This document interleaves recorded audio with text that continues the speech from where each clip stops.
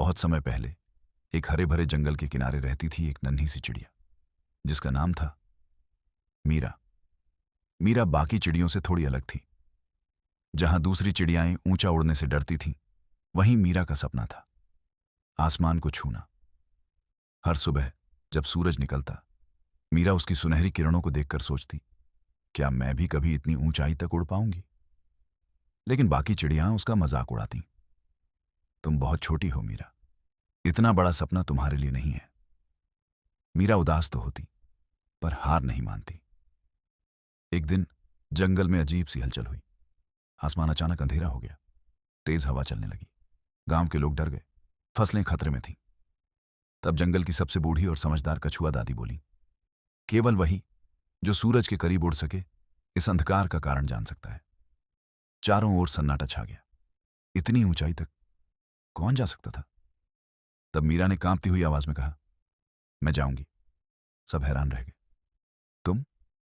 डर तो मीरा को भी लग रहा था, लेकिन उसके दिल में एक आवाज गूंज रही थी, अगर कोशिश ही नहीं की तो सपना सपना ही रह जाएगा। मीरा ने अपने छोटे छोटे पंख फैलाए और उड़ान भर ली। हवा तेज थी, बादल घने थे, लेकिन मीरा रुकी नहीं। उड़ते उड़ते वह एक काले बादल तक पहुंची, जहां एक उदास सूरज छिपा बैठा था। मीरा ने धीरे से पूछा, आप क्यों छिप गए हो? सूरज ने दुखी होकर कहा, लोगों ने प्रकृति को नुकसान पहुंचाया है, इसलिए मैं दुखी हूं।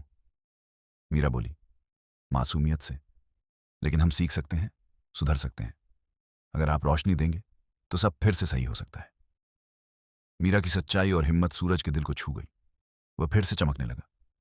आसमान साफ हो गया, हवा शांत हो गई। जब मीरा वापस लौटी, पूरा गांव खुशियों से झूम उठा।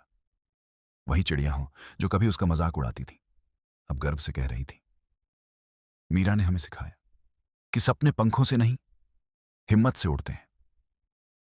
और उस दिन से मीरा सिर्फ एक नन्ही चिड़िया नहीं रही, वह बन गई सपनों की मिसाल।